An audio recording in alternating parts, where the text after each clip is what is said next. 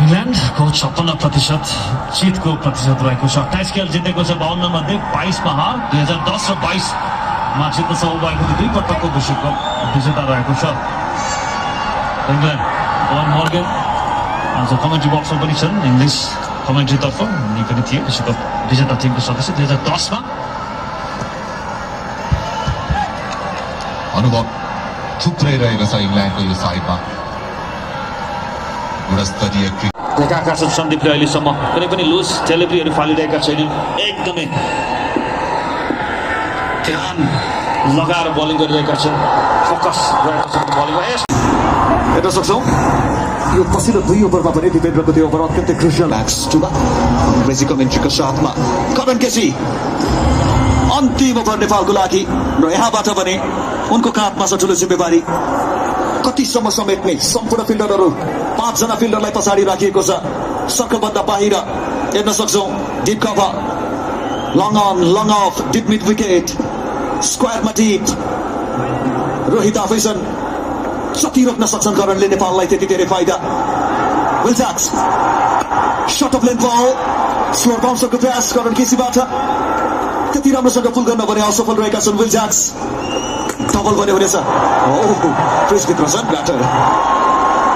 Throw कसको आएको छ स्टम्पमा लागेपछि हामीले अन्दाज गर्नेछौँ। दिपेन्द्र सिंह आइदी कुशल गुटेल आसिफ छ स्ट्राइकमा।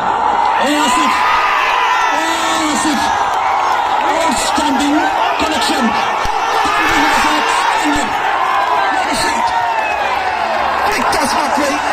टेकअप गरेका थिए, बलको लेन्थ ट्र्याकमा आएको थियो, हातमा पनि फेरि पनि एकपटक शासनले नम्बर 1 कटे। म पनि ब्याटिङ नै गर्दैछु, मलाई पनि राम्रो ब्याटिङ गर्न आउँछ।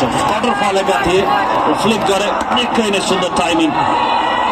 बल ट्र्याक गर्नुभन्दा पनि टाइमिङमा विश्वास गर्ने गर्छ। यति सुन्दर सट आसिफको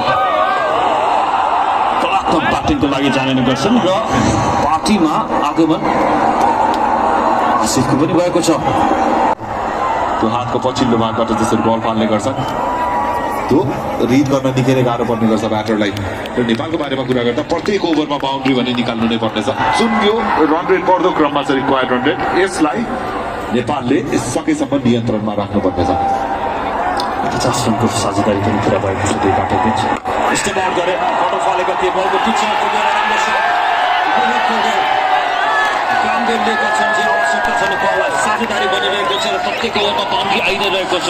रिक्वायर्ड रन रेटको प्रेसर अझै उकालो लाग्न दिएको छैन। 10 को वरिपरि नै रिक्वायर्ड रन रेटलाई राखिरहेको छ नेपालले। अत्यन्तै सुन्दर सट यो। स्लोर बल रहेको थियो, स्टेप अप गरे, बललाई केही बेर आफूले कुनै पनि क्यापमा प्लेस गरिदिएका थिए। राम्रो सट यहाँ रोहित पौडेलको। 3 ओभरको खेल बाँकी रहेको छ। 19 ओभरमा 175, 6 विकेट गुमाएर 10 रन चाहिएको छ जितका लागि। लोकेश बम स्ट्राइकमा रहेका छन्, करण केसी उनलाई साथ दिन आएका छन् नन स्ट्राइक लाइनमा। श्याम करणले फाल्नेछन् अन्तिम ओभर र राम्रो बल कनेक्ट गर्न सकेनन् लोकेश बमले।